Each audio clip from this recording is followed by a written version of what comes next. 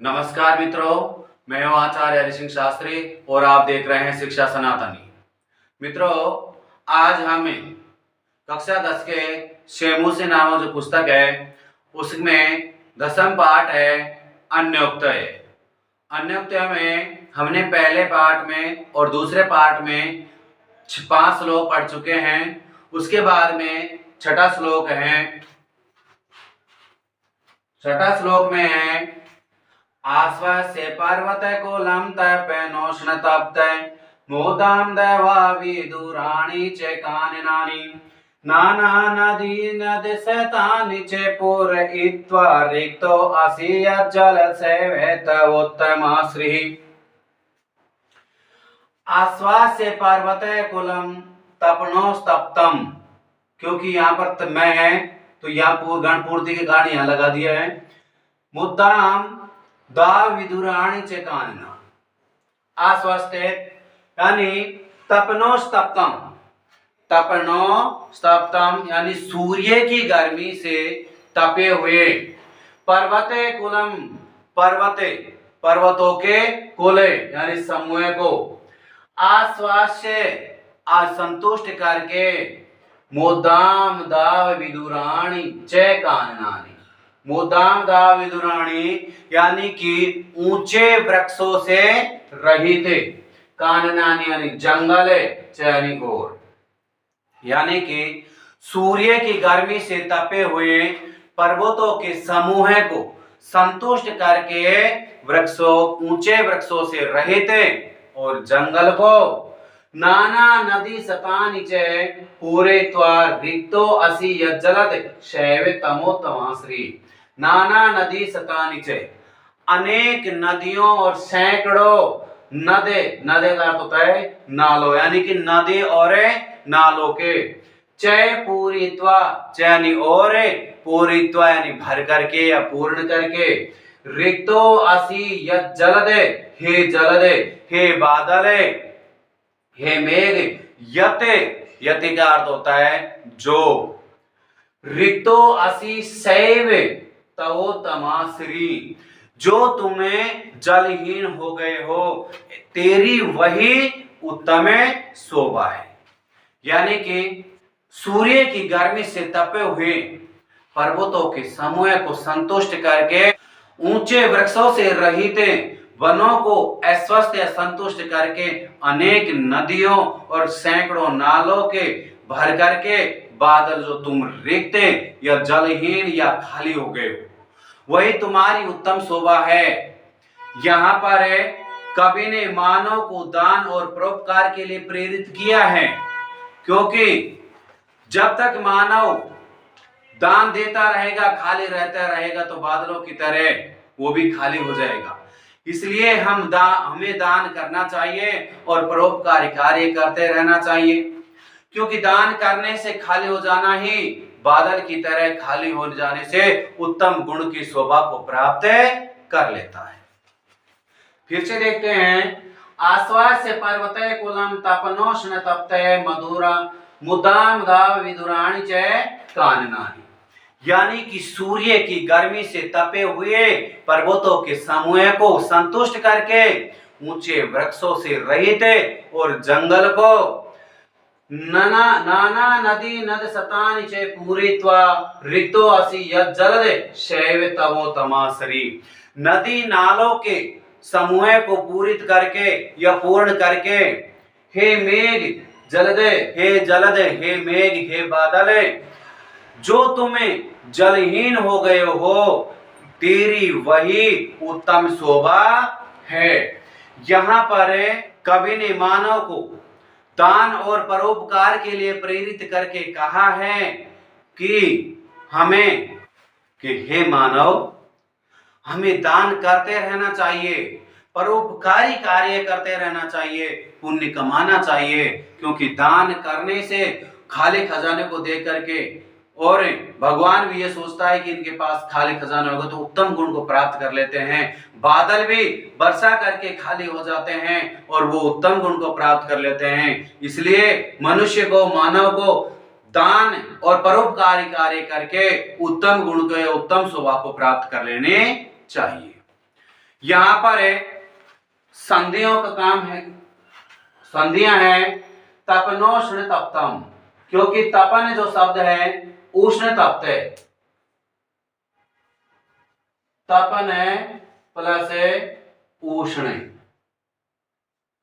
यहां पर ए प्लस उ दोनों को मिला करके ओ गुण कार्य किया जाता है, वो तो कौन सी संधि होगी?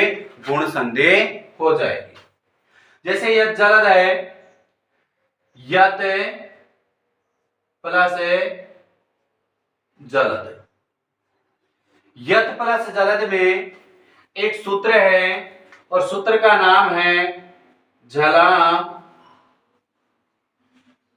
जसो अंते।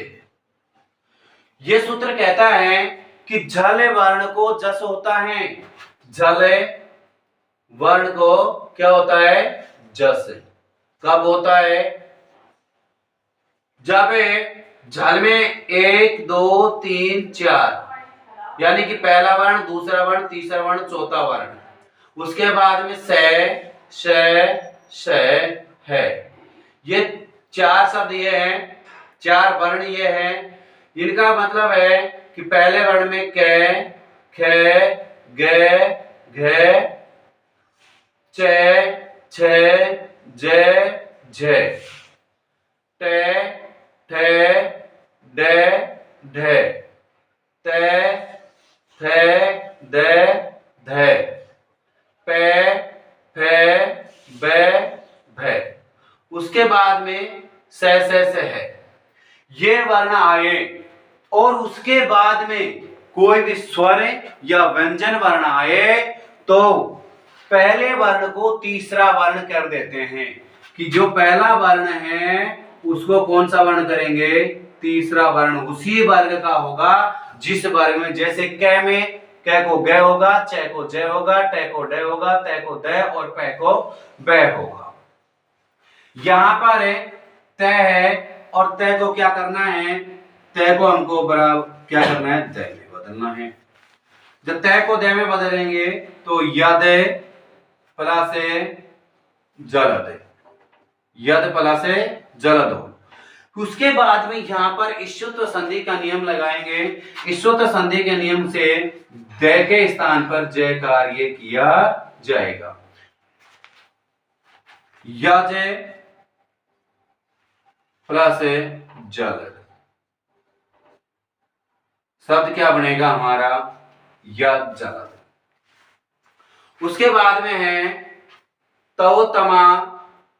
तवोत्तमा का है तवे प्लस उत्तमा।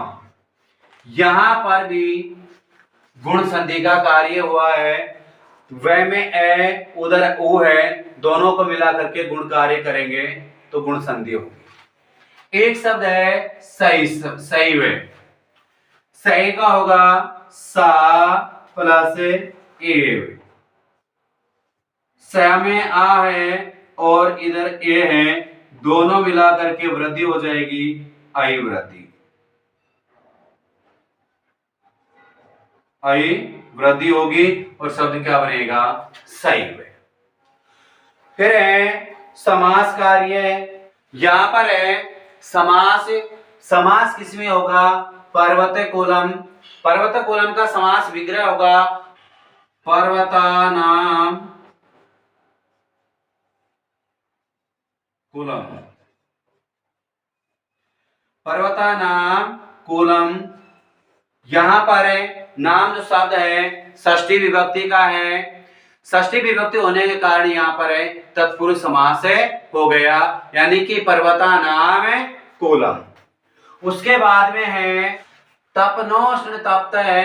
तपनोष्ण तप्त का समास विग्रह होगा तपनस्य उष्णम। तपनस्य उष्णम। यहां पर भी षष्ठी तत्पुरुष समास का प्रयोग किया गया है। उसके बाद में है यद जलद में। जलद जो शब्द है उसका समास विग्रह होगा जलम ददाति। क्या होगा? जलम ददाति। जलम ददाति समास विग्रह होगा और समास क्या होगा? समास होगा तत्पुरुष समास। उसके बाद में नाना नदी नद सतानी चे, इसमें से नद सतानी का होगा, नद सतानी का समास विग्रह होगा नदा नाम सतानी। क्या बनेगा? नदा नाम सतानी। यहां पर भी षष्ठी तत्पुरुष समास का प्रयोग किया जाएगा। उसके बाद में है प्रत्यय वाले शब्द हैं। प्रत्ययों में है उत्तम, जो शब्द दे रखा है उत्तमा, उत्तमा में है उत्तम प्लस टाप, या लिख देते हैं उत्तम प्लस टाप। स्त्रीत्व विवक्षा में आएगा टाप प्रत्यय, तो क्या बनेगा? उत्तमा। उसके बाद में जैसे आश्वास्य दे रखा है, आश्वास्य से शब्द में आ उपसर्ग है। क्या है? आ उपसर्ग है, स्व से शब्द है और ल्यप प्रत्यय है। आ स्व से प्रकृति हो गई और ल्यपे प्रत्यय हो गए। उसके बाद में है जैसे पूरीत्वा है, पूर्य प्लस इक्त्वा प्रत्यय। पूर्णत्वा में क्या बनेगा? पूरे प्लस इक्त्वा प्रत्यय। यहाँ पर कई समास है, पर्यायवाची शब्द है और विलोम शब्द है। जैसे जलद है, जलद का क्या होगा? जलद का होगा वारिद। जलद का क्या होगा? वारिद। जैसे श्री शब्द है, श्री का क्या होगा? शोभा। यहां पर और भी शब्द है, जैसे काननानी है जंगल, तो इसका क्या होगा? वनानी। काननानी वनानी। जैसे तप्त शब्द है, तपन शब्द है, तपन का क्या होगा? तपन का अर्थ होता है सूर्य, तो क्या बनेगा? सूर्य। ऐसे शब्दों का प्रयोग करेंगे तो यहाँ पर संधि, समास, प्रत्यय और कई में उपसर्ग भी है, पर्यायवाची और विलोम शब्दों का प्रयोग भी किया गया है। उसके बाद में अगला श्लोक है रे रे चातक सावेदानि मनसा मित्रक्षणं श्रूयताम् अम्बोदावे भवन्ति गगने सर्वेऽपि नैतादृशा केचिद् वृष्टिभिराद्रयन्ति वसुधां गर्जन्ति केचिद्व्रता यं यं पश्यसि तस्य पुरतो मां ब्रूहि दीनं वचः। यहां पर इस श्लोक में रे मित्रे, रे रे चातक साविधान मनसा, हे मित्र, मित्र रे रे चातक, कि हे मित्र। चातक पपैया के लिए बोला है, जो चातक पक्षी उसके लिए बोला है। साविधान मनसा, साविधान मन से, क्षणम श्रूयताम, या गणपूर्ति के लिए किया गया है, तो मैं यहाँ पर है अंबोदा, श्रूयताम अंबोदा, तो श्रूयताम का क्या हो गया? सुनिए। गगने सर्वे पितनेतादृशा अंबोदावयो भवन्ति। गगने यानी आकाश में, बहवे क्योंकि बहुत से अंबोदा जल है। हे चातक पक्षी, हे पपैया, सावधान मन से क्षण भर के लिए सुने, और आकाश क्योंकि बहुत से अंबोद, अंबोद यानी बादल हैं, आकाश में बहुत से बादल हैं। केचिद वृष्टिर्विराद्रयन्ति वसुधां गर्जन्ति केचिद व्रता यं यं पश्यसि तस्य पुरतो मां ब्रूहि दीनं वचः। सर्वे अपि तादृशा, यानी कि सभी इस प्रकार के नहीं है, क्योंकि केचिद वसुधा, कोई पृथ्वी को या धरती को वृष्टि भी सींच करके या गीला करके या वर्षा के बरसात करके, थोड़ा सा गीला करके, आर्द्र करके। केचिद, केचिद का अर्थ होता है कुछ, वृथा, व्यर्थ। केचिद वृथा, कुछ व्यर्थ। गर्जन्ति, गरजते हैं।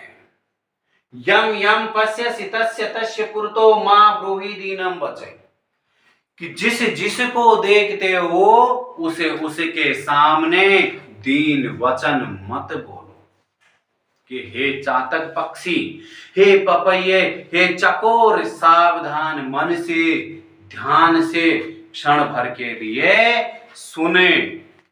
क्योंकि आकाश में बहुत से बादल हैं, परंतु वे सभी बादल बरसते नहीं हैं, बरसने वाले बादल नहीं हैं। कुछ बादल तो पानी बरसाकर धरती को गीला कर देते हैं, पृथ्वी को गीला करके चले जाते हैं, और कुछ व्यर्थ ही गरजते हैं। पहले के जमाने में कहते थे कि जो बरसते हैं वो गरजते नहीं है, और जो गरजते हैं वो बरसते नहीं है। ये कहावत है। तुम जिसको देखते हो उसके सामने दीन वचन मत बोलो, क्योंकि दीनता पूर्वक याचना नहीं करनी चाहिए। कवि ने मानव को प्रेरित करते हुए कहा कि मानव, दान भाव से युक्त व्यक्ति को जानकर याचना के लिए हाथ फैलाओ। जैसे सभी बादल चातक को स्वाति यानी बूंद नहीं दे सकते, पानी नहीं दे सकते, वैसे ही मनुष्य को सभी लोग दान नहीं दे सकते। जो याचना करते हैं उनको सभी लोग दान नहीं कर सकते हैं। फिर से देखिए, रे रे चातक सावधान मनसा मित्र क्षणम सूर्यताम अंबोदा बहो भवंति गगने सर्वे पिनेत्रा दशा। अरे पपैये, हे पक्षी, सावधान मन से क्षण भर के लिए देख, क्षण भर के लिए सुने कि आकाश में बहुत से बादल हैं। इस प्रकार कि सभी बादल बरसते नहीं हैं, कोई धरती को गीला करके चले जाते हैं, बरसात करके थोड़ा सा गीला करके चले जाते हैं। जिस जिसको तुम देख रहे हो उसके सामने दीन वचन मत बोलो, दीन वचन मत बोलो, दीन वचन मत कहो।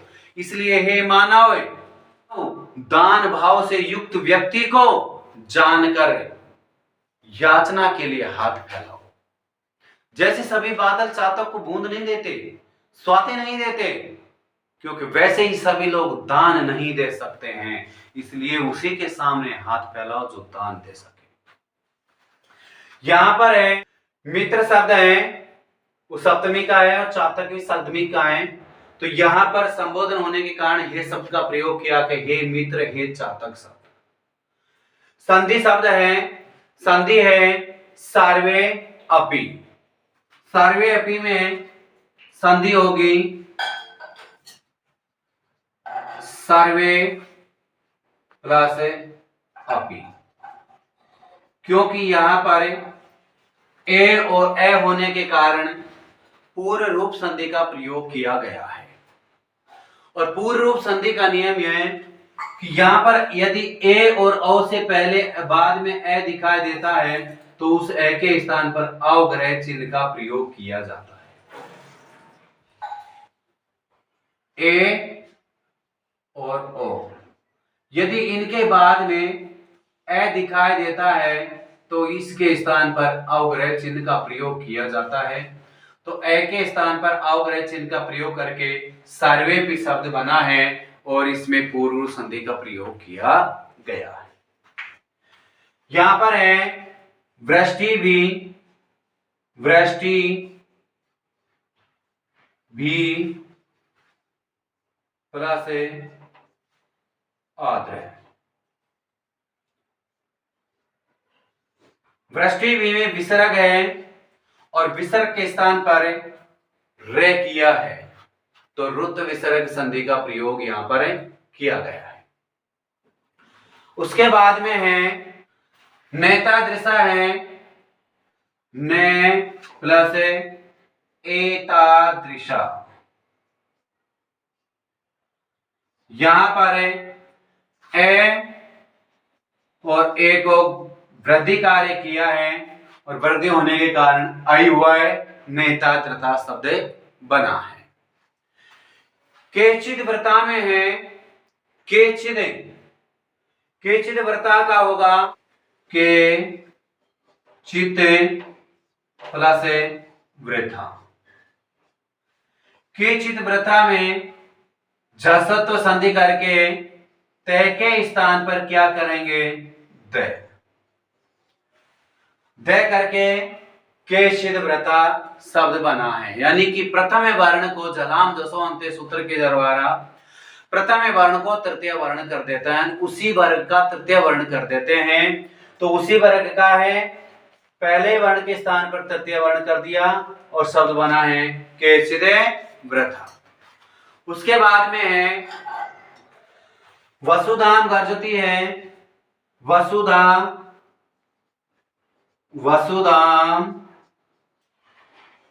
प्लस गर्जंती। यहां पर मैं को अनुस्वार किया है और अनुस्वार करने के बाद अनुस्वार संधि का प्रयोग किया है और वसुधाम गर्जंती रूपे बना है। उसके बाद में है अंबोधा है, अंबोधा में अंबम ददति ये ते, क्या बनेगा, अंबम ददति इति, अंबमे ददति इति या अंबम ददति एते। एते का प्रयोग कर सकते हैं, एते का प्रयोग करेंगे तो यहां पर बहुब्रीहि समास हो जाएगा। अंबम ददति एते यानी कि यहां पर बहुब्रीहि समास का प्रयोग कर देंगे। उसके बाद में है वसुधाम, वसुधाम जो शब्द दे रखा है वसनी ददाति या ताम, क्या बनेगा, वसनी ददाति या ताम। यहां पर भी वसनी ददाति या ताम में बहुब्रीहि समास का प्रयोग किया गया है।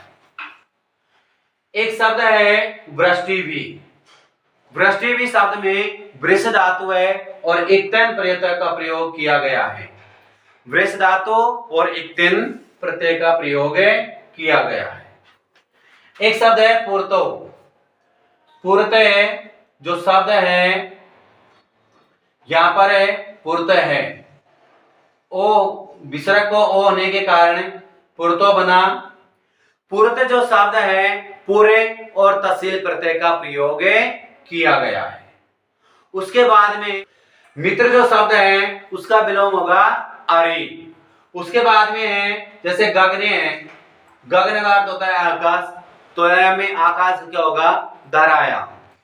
उसके बाद में एक शब्द और है जैसे वृता है, वृता में क्या बनेगा, सार्थक है। ऐसे शब्दों का प्रयोग करेंगे तो हमारा व्याकरण भी कंप्लीट होते जाएंगे और अर्थ भी समझ में आ जाएगा। यहां पर संधि, समास, उपसर्ग और प्रत्यय इन शब्दों का प्रयोग किया है। विलोम शब्द है, पर्यायवाची शब्द है और ऐसे शब्दों का प्रयोग हम करते हैं तो अर्थ भी समझ में आएगा और व्याकरण भी समझ में आ जाएगी। तो यहाँ पर ये 7 श्लोक कंप्लीट होते हैं यानी कि पूर्णता की ओर हैं। 7 श्लोकों के अर्थ, इनका अन्वय कैसे करना है, अर्थ कैसे करना है, इनकी जो व्याकरणात्मक शब्द है उनका प्रयोग भी हमने आपको बताया है। आपकी यह बात समझ में आई होगी, अर्थ भी समझ में आया होगा और व्याकरण भी समझ में आ गई होगी। अब अगले वीडियो में हमें आपको प्रश्न उत्तर का प्रयोग करके बताएंगे और उनमें प्रश्न निर्माण का भी कार्य हम कर रहे हैं और करते उनको बताते रहेंगे। यदि आपको वीडियो पसंद आए तो लाइक एवं सब्सक्राइब भी करते रहिए और देखते रहिए शिक्षा सनातनी यूट्यूब चैनल को। धन्यवाद।